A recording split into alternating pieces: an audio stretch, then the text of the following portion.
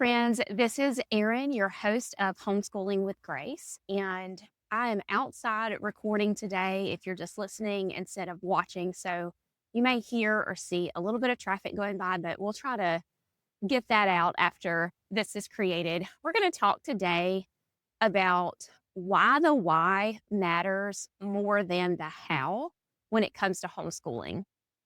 And some of you are going to be like, Erin, you've just talked about this the other day. You talked about vision casting and creating a vision and all that stuff in the last podcast episode where you talked about making decisions. Why are you talking about this so much? And it has been on my mind, and I really feel like it's a Holy Spirit thing that God keeps helping me to see and notice some differences. So I'm going to speak in some generalizations here. And so I hope that it's not offensive that I'm doing some generalizing here, but it's hard. Like there's nuance in every conversation, right? And so what I'm talking about is just kind of like this blanket observation that not just I have noticed, but maybe some other homeschool moms that have been around for quite some time have noticed as well. And there's been essentially, there has just been a shift in the culture of homeschooling, especially since COVID. And a lot of that is not a bad thing at all. There's actually been, it's really windy today. There's actually been some really good shifts in everything in the world since COVID. But obviously, like with everything else, there's also been like some kind of negative things in some areas more than other. And so I'm going to specifically, obviously, talk about homeschooling today. And the primary change that I have seen has been a change in mentality. And so if you knew or met anyone that was homeschooling more than 5 years ago, that was homeschooling, let's say 10 years ago, then their motive for homeschooling was going to look very, very different than the motivations for a mom who has began homeschooling since COVID. And I'm going to get to a second, like kind of why this can be problematic, not necessarily always is problematic, but can be problematic. Calm down, wind.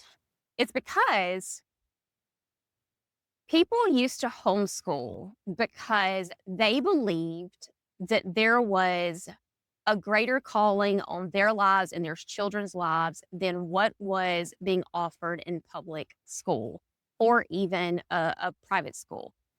And they had a conviction and a vision for their family. They didn't, sure, of course, like we would all look at maybe schedules or maybe some cultural type things like, trends among the kids or whatever.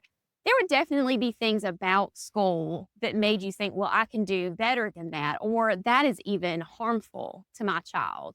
But the primary motivation for homeschooling was because you had a better vision for what education could be for your child. You had a better vision for their experience with their childhood. You had a better vision for what you wanted your family culture to be like.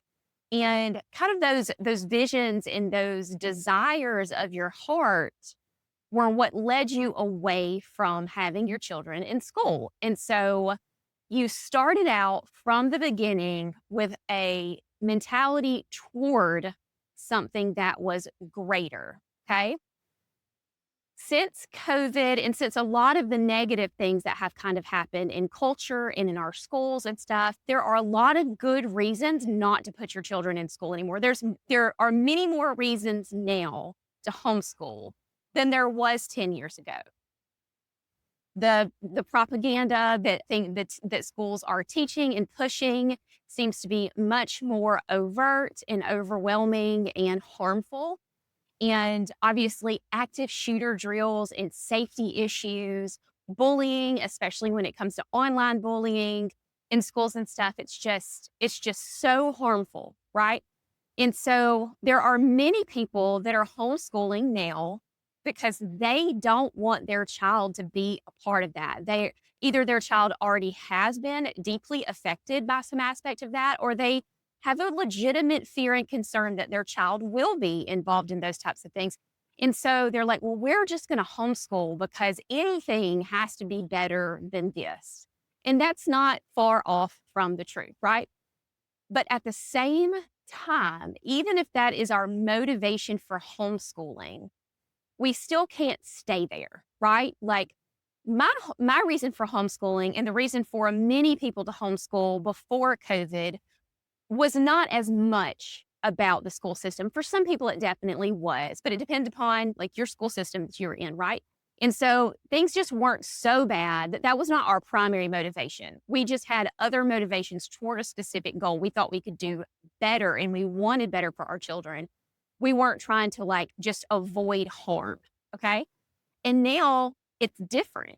If you're homeschooling post COVID, and again, I'm generalizing, you may very much identify with why I homeschool, and it not be to avoid harm. But it is more common now that people are homeschooling to avoid some type of harm, real or perceived, for their child.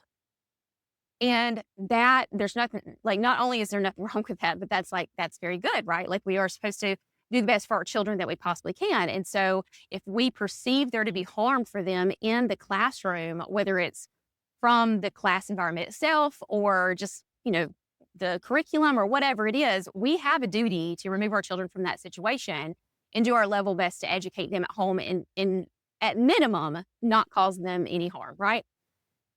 But the problem that I am seeing, and I'm seeing it just in Instagram posts, I'm hearing it in podcast interviews, and it's not from any specific person or group or anything, but there's a little bit of this mentality like, I'm doing homeschool correctly just by homeschooling. And that is true in many, many ways, because if your child is being harmed in some way or is going to be harmed in some way by being in school, then obviously you're homeschooling right just by getting your child out of school. You're removing them from harm. And at least they're not being harmed. And so you're kind of starting a little bit from scratch there, right? But the problem is that when we have kind of this mantra or this cultural focus around, as long as you're homeschooling, you're doing it right, then it doesn't necessarily call us to a higher place, right? Like sometimes it's easy to get stuck in that place where I made the big decision to take my child out of school and I did that and that was the right thing to do. But boy, that was so hard. And I needed to hear the message that all I needed to do was get him out of school and get him into a homeschool. Like that was all I could handle at the time. And I did it and like go me. And that is right for that season. No criticism there at all. But we can't stay there, right? Because I used this metaphor recently in an email and I'm just going to beat this metaphor to death. But when we want to go somewhere because we don't like where we are, we might just get in our car and drive. We can't set the GPS to not here, right? Like that's not an option. Like take me anywhere but here. But a lot of us leave the school system with that mentality, anywhere but here. We just don't want to be here anymore. So then we just get in the car and we just drive away from where we were. But at some point, you have to decide to go somewhere, right? Like you cannot drive for hundreds and hundreds of miles with no destination in mind, just so long as you get away from where you were, away from where the danger was, or away from where the harm was, right? You can't just keep outrunning that forever with your eyes always on your rearview mirror, trying to get away from that thing. Like at some point, you have to turn your eyes forward and look out and say, where are we going to go? And then you put that destination into your GPS because now you have a destination. Now you're going somewhere. And the reason that's so powerful is because it's deeply motivating. Like I'm listening to the book Visioneering by Andy Stanley right now, and he talked about the difference between someone who is filling bags with dirt and someone who is building a dike to save a village that's downstream, right? Like the difference between having the mentality that I'm just going to fill this bag with dirt. Like, okay, that sounds like that stinks really bad. Like, who wants to sit around and shovel hundreds of pounds of dirt into a bag? That sounds like that just sucks, honestly. I don't want to do that. And then pick them up and pile them into this river. Like, what are we doing? But when you know that you're building a dam to prevent a flood and lives lost down the street or down the river or whatever, that changes what it feels like to fill the bags with dirt and haul them out into the middle of the stream or the river, right? Like it just changes everything because our eyes go from the labor and the monotony and stuff that we're doing toward the vision of what we're going to do. And because we have a vision that is important and it is urgent, then we feel motivated to work toward that end. Nobody feels motivated to just fill bags with dirt 12 hours a day, but we do feel motivated to save the city down the stream, right? And so homeschooling is in that same way. If we don't have that that vision for where we're going, then we don't feel motivated. And it makes the entire process very laborious. It makes you second guess yourself a lot. It makes you feel like on the days when things aren't going well, that maybe you did the wrong thing and maybe you should quit. Without a vision, everything becomes drudgery. Without a vision, every day you're filling a bag with dirt. But when you have a vision for homeschool that's not just not doing that anymore, when you turn away and you did that, you stepped away from that. Now's the time to look up and look forward, place a destination into the GPS and follow it. And how you follow that, what the destination is, how you follow it, the types of roads that you take, the weather that you encounter along the way, the detours that you come to, even the fact that at some point you may have to put a new address in the GPS just to beat the metaphor to death. Like those things are all just part of life, right? But it gives us something to focus on. And another thing he says, just in the introduction to that book as well, is that when we have a vision for something, it makes decisions for us. And that's what I talked about in our last episode about decision making, is why I talked about vision casting so much. And ironically, I had not even started listening to this book. So I'm thinking about this a lot and praying about this a lot. And then the Lord brought this book in front of me. So I'm like, I'm listening to that too. So I think it's so applicable for homeschool moms. I think it's so real and related to what we do.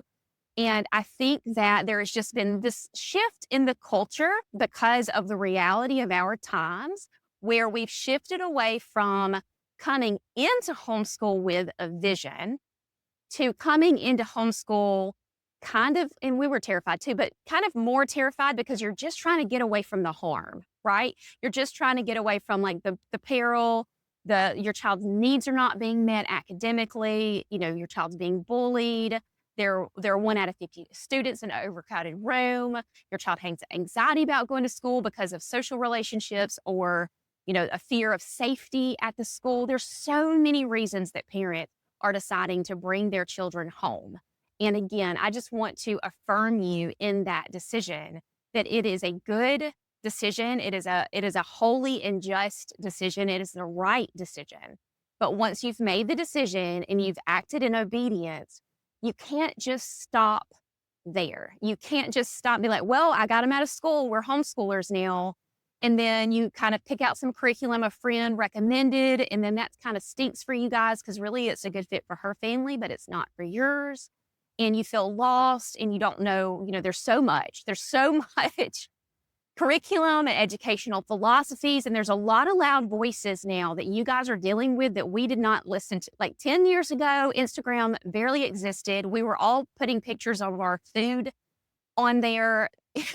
Pinterest had a lot of activity ideas. That's where you went to if you were a homeschooler. There was like 8 curriculum companies to pick from. And I don't know, it was just so different. There weren't podcasts. There weren't these YouTube influencers. Like the world has drastically changed in the last 10 years and especially in the last 5 years. So you guys are definitely facing an experience that I, as a 15-year homeschool veteran, have never experienced. So my heart goes out to you, first of all, if you feel overwhelmed or freaked out, you don't know what to do. Like I mean, like, that's real. That's genuine. Like, you're not a weakling for feeling that way or silly for feeling that way. But I just want you to know that even if you feel that way, you still have to decide where it is you want to go. And so, I talked about this in the Making Decisions podcast. So I'm not going to go back through all of that. I really get into the meat of how to craft a vision statement for your family. So if you want to go back to our last episode and either listen or watch, depending upon your preferred platform, then you can do that. And I would be happy to like maybe create, some little free course or something to help people walk through this. But it's just so important to begin to identify what is important to your family. And sometimes we do have to shut out the outside noise to get to that point. But it's so important that we do, because what works for everyone else's family is not going to work for yours. And when you're first coming out of a school system, it can be really, really hard to recognize that, like, doing school literally doesn't have to look for you and your family like it does for anyone else. Now, that's not, I'm the last person in the world that will give you the permission to say, like, you're, homeschool, like you're doing homeschool right just by doing it. So just like chill out and don't worry about it. Like, you have taken on your child's education. You have taken that on. Like, when you put your child in school, you hand over that area of responsibility in their lives to the teachers. And that doesn't mean you relinquish control entirely, but that is an area that you are having someone fill into your shoes. And now you're taking that back on. And it's very important to their future that they have a good education. Now, what a good education looks like to you may be different than what it looks like to me and to someone else. So you do first have to make that decision. I'm a Charlotte Mason and classical education enthusiast, as you probably know. And so to me, our duty is to give our children the full feast of a beautiful education that points them to God, that helps them to see Him at work in the world and at work in their lives. And so I think that's through excellent literature and song and art and music and exploring nature and all of God's sciences and mathematics and all of those different things. I believe that education should be robust. And then outside of that robust buffet that I'm kind of presenting in front of my children on a daily basis, because we homeschool and that buffet is presented in a pretty efficient manner on a daily basis, it gives them a lot of time to then explore and do the sports or the music lessons or the art stuff, or just have downtime and get outside and, depending upon their age, get worms out of the mud or whatever. Like, every minute doesn't have to be planned. So being a diligent homeschooler that takes the responsibility seriously does not mean that you're obsessed with it and it controls your life and it becomes your identity and nothing else matters. That's not what that means. What that means is you pray, you cast a vision, and you make decisions that are in line with the vision that you and your husband have for your family and for your children, for your family culture, for what you want your children to know and experience as they're going through their years in your home. And the fruit that you hope and pray will be produced at the end. And when we cast a vision for our family, we're not guaranteeing outcomes, right? There are no guaranteed outcomes, and outcomes are not our job. As a parent, your job is to have a vision in mind so you can sow those seeds. And obviously, prayerfully develop all of these things. Don't just, go out on your own and make up your own ideas, but prayerfully pursue what God has for your children. Sow the seeds that He gives you to sow. Trust Him with the outcomes and enjoy the journey. And when you do know where you're going and you have some type of vision that helps you kind of refine your philosophy of education, it just helps your days go so much more smoothly. It helps you to feel more confident in what you're doing. And when the bad weather comes on the trip, you're not lost. You're slowed down. You might have to stop on the side of the road for a minute, but you're not off the path. The path is not gone. You're not destinationless just because a bad day come, or even that you had to take a detour for a while. Okay. So I hope that this has been encouraging. I hope I didn't generalize too much. I know it's not true of everyone that's post-COVID homeschoolers that they don't have any kind of vision. I know that's not true at all. But just general, this is kind of speaking to the general culture in what I'm just kind of seeing overall, that is being echoed, that, you're doing it right just by getting them out of school. And that there's a huge amount of truth behind that. But we can't stop there. We have to keep moving forward. We have to put a destination in the GPS. We have to know why we're putting the sand in the bags so that at the end of the day, we know that we are faithfully sowing the seeds that God has given us to sow. And we can rest that He is in charge of the outcomes, that He's going to help us. If we need a new destination in the GPS along the way, He'll help you to know that. He'll help you to find the right tools as you go through everything, but just not to have the mentality of being solely focused on, well, they're not in school and that's enough. That's kind of true for just a minute, but then we have to move ourselves past that because the Lord calls us to excellence in all that we do, to have a spirit of excellence, to work, to honor Christ in all of our work. And home education is our work. And it's a very, very good work. It is a challenging work. It is holy ground. It is a good, good thing.